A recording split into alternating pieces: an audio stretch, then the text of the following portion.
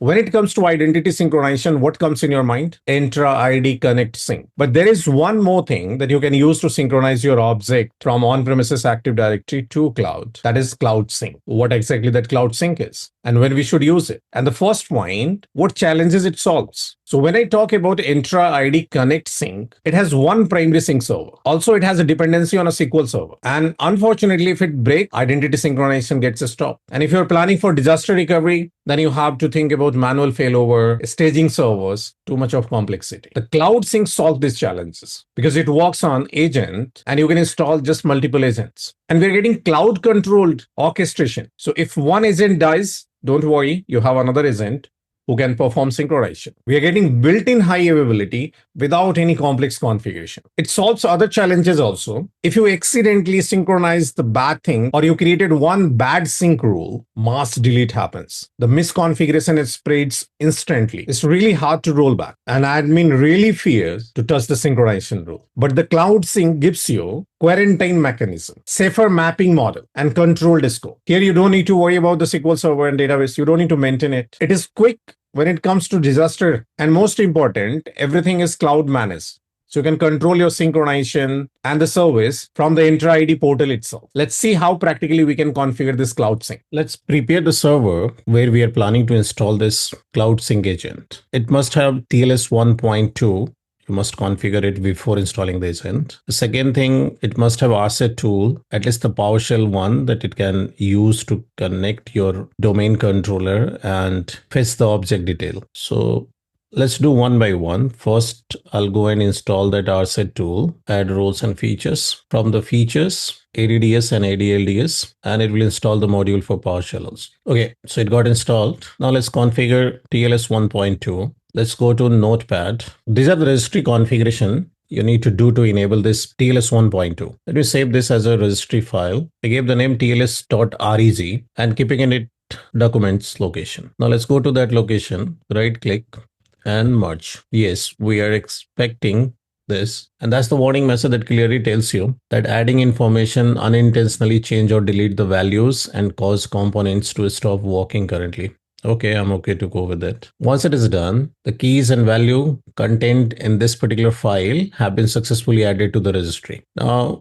after making changes in registry, you must restart the server. Let's log into server. One more thing you need to make sure your firewall should be off. Otherwise, you need to configure the respective port that should be open. Microsoft has already given the document on their prerequisite list. You can find the URLs that must get open in your firewall if you're configuring it for production. So almost everything is configured. The primary thing, which is related to this prerequisite, we have enabled TLS.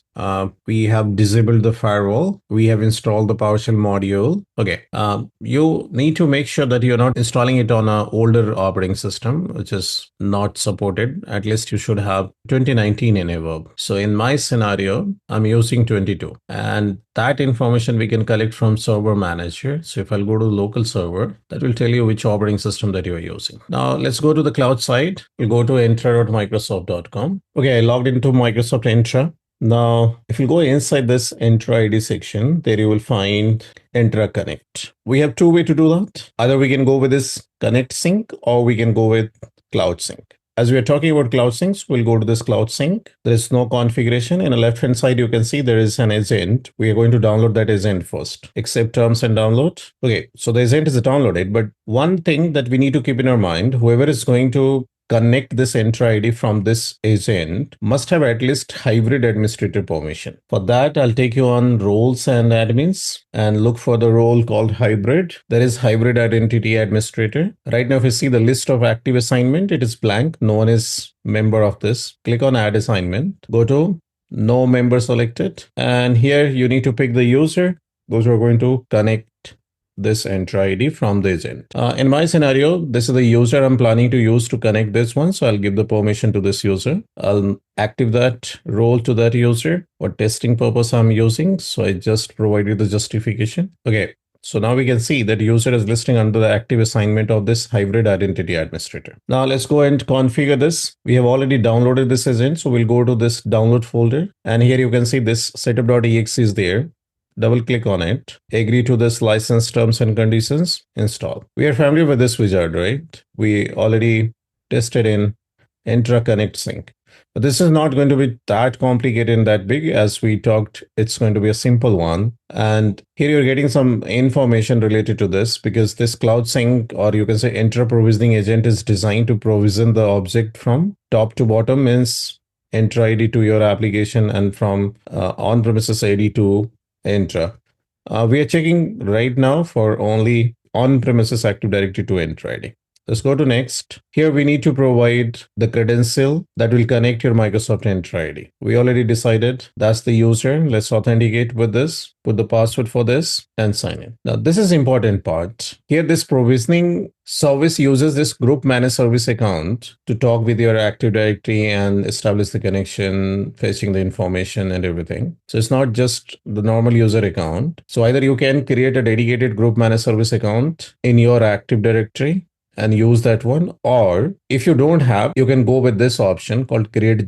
And here you will provide the domain admin credential who is going to set up group managed service account for your Active Directory. So I'm going to create one, yes, because I don't have, and there I'm going to provide this domain administrator credential because it has the complete right to do that. So it will create a group managed service account for you. Now let's go to next. Here it has listed the domain that you want to use to synchronize. The message says enter connection information for your on-premises Active Directory domain. Let's add it. And here it says select the domain admin credential for the domain. This is my admin credential and the password. Perfect. Now let's go to next. So now you can see the summary, like this is your on-premises Active Directory, which is contoso.com, and going with this particular group managed service account.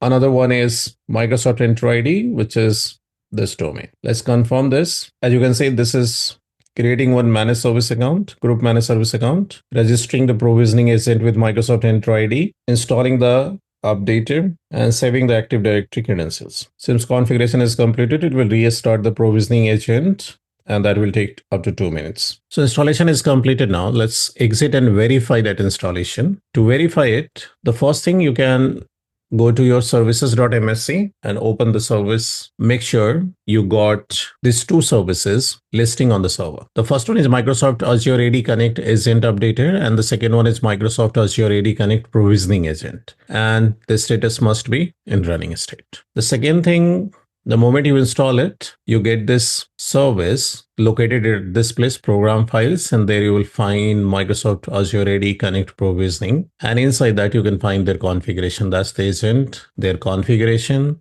and everything. And the log file, you can check it out from here. If I'll go to the view, go to your C drive, there you can find program data, Microsoft Azure AD Connect Provisioning Agent. And there you have traces that you can find related to this. Now, if I'll go to portal site, we are at entra.microsoft.com. There, if I'll go to this Entra Connect, here go to your Cloud Sync. In the left-hand side, you will find agents. Click on agents. And there you can see that's your server where you have installed the agent. That's your external IP. And the status is what?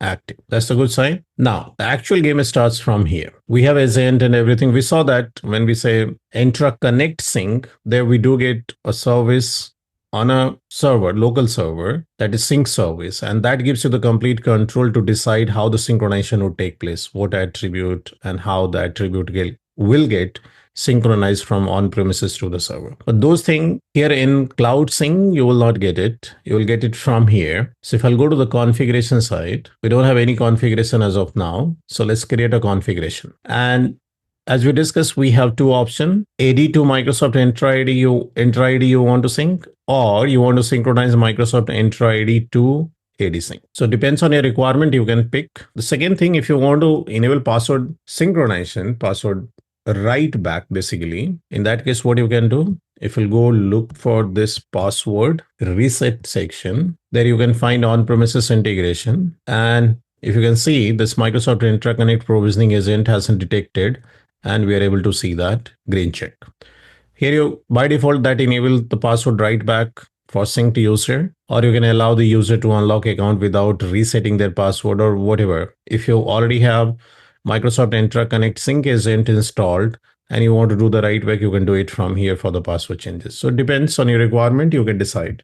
Now let's save it and come back to Entra Connect, once again to Cloud Sync, and let's go and configure this AD to Microsoft Entra ID Sync. It's grayed out. Reason behind, the moment you install and configure it, you must refresh this page, then only that will list. Let me refresh it. Okay, so you can see this contoso.com is listing and password has sync is enabled. Now let's go and create it. Now we reach to the main configuration where admin must be interested. So here you can see after enabling it, creating this configuration, we got this information where the get started is important one. There you see add a scoping filter. So if you want to filter it out something that you don't want to synchronize, you can decide from here. And the good thing, you're able to do it from the portal itself. You don't need to go to that agent server or on-prem server to do such configurations. By default, it is designed to take all your users from there, or you can decide from a specific security group or a specific organizational unit. So let's go with the default one. The second option you see attribute mapping, another important one. So if you go to this attribute mapping, here by default, Microsoft has created the sync rule and attribute mapping where it says, okay, these are the attribute will get replicated and how this mapping took place, direct or with expression. Direct means whatever we have in on-premises will go directly to this Entra ID. But if you want to modify or change something in between, you can add or go with the expression. Now, this is for the user. If I go to for groups, what attributes will get replicated for groups and contacts are listed here. It's not, I have to stick with this default one. As you can see, we are getting this option and we can create our own attribute, additional attributes that you would like to go with it. Or if you want to modify the existing one, that you can also do by clicking on that. Because of any reason you mess up the things, you don't need to worry about that. You can go back to the default mapping by clicking on this button. You don't need to memorize everything what we had earlier and I have to roll back there. In that case, simple and easiest. So we saw that is co-filtering, attribute mapping. Now we have expression builder. This is the place where it gives you to build your expression. Like if you can see here, if you want to add anything in your selected attribute, you can go with append and we have multiple functions that we can use. And there we can define what attribute you want to change. So you can take this one, whatever, for example, display name, and I want to enter the suffix, and this will become our expression that we can use while mapping it. Now let's come back to the overview, and we have explored this mapping attribute. Now that's the test place. Instead of after configuration just initiating your synchronization, we can test this first to make sure things are working as expected or not. So this is the place where you can go and click on test provisioning and you can define which object, just give a name of one user to make sure that object is coming to this place or not. This is the place where it will take you to the properties of this configuration. For example, if I'll go to this place, we came to this place and here that provides you the information, primary or main information like password hash sync is enabled or not, hybrid write back is enabled or not, email notification to the recipients enabled or not, accidental deletion thresholds are enabled or not. So if I'll go to edit button, there we get this option to turn it on or off, depends how the notification email will be sent and who will be the recipient. Accidental deletion. So here it says it will protect your configuration from accidental changes that can affect any user or groups and result in quarantine. So we can set this threshold. It should affect only if something got changed or objects got deleted. Synchronization will automatically get a stop and will send you the notification after this much of object that you will define here in this threshold. Let's close it. And once you agreed and found everything is synchronized, configured as expected, now the last option you can see here, we have something review and enable, or you can come to this place and click on review and enable. I'll go with default options. So I'm just going to review and enable. Okay, we got this configuration detail that provides you the information which you have currently set. And now let's go to enable this configuration. So if I'll go to overview page, there we are getting this information, what exactly the status is. Domain, we are connected to Contoso. Configuration status is healthy. Password hash sync is enabled and exchange hybrid write back is disabled. We got the detail that agent is connected and with green checkbox, seems everything is fine here. And there we get this option, current cycle status. we have this information. This is the important point. Provisioning interval is fixed. It happens in every 20 minutes. And what was the last cycle completed? That information you will get it. Password hash synchronization status you will also get from here.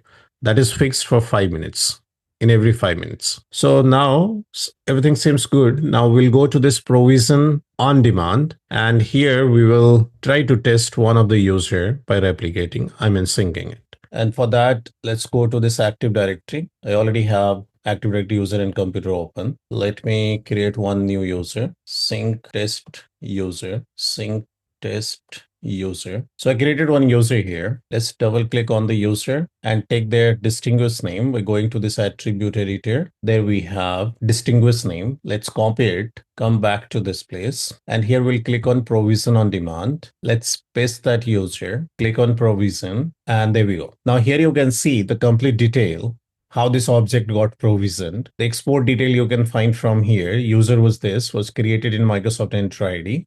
Account is enabled now, common name is what, and all the attributes that got synchronized with their information. The second thing, if you see here what they have done, successfully imported the user. If I'll go to view detail, we can find and see what it has collected from Active Directory. Then determine if the user is in a scope or not.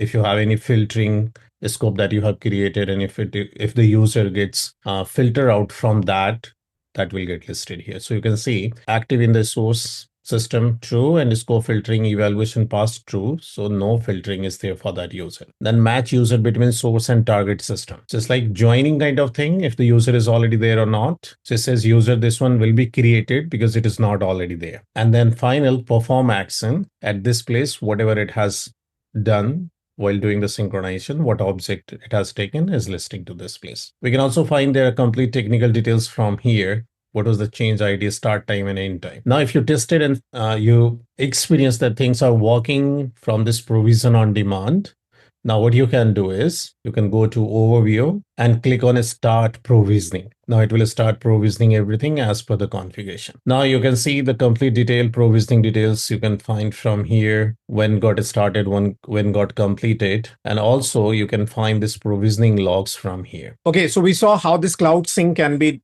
configured and synchronize the object from on-premises Active Directory to Entra ID. There are few important points you always keep in your mind the moment you're configuring it. You must have firewall configured properly. Otherwise, you will get an issue. I hope you like this information.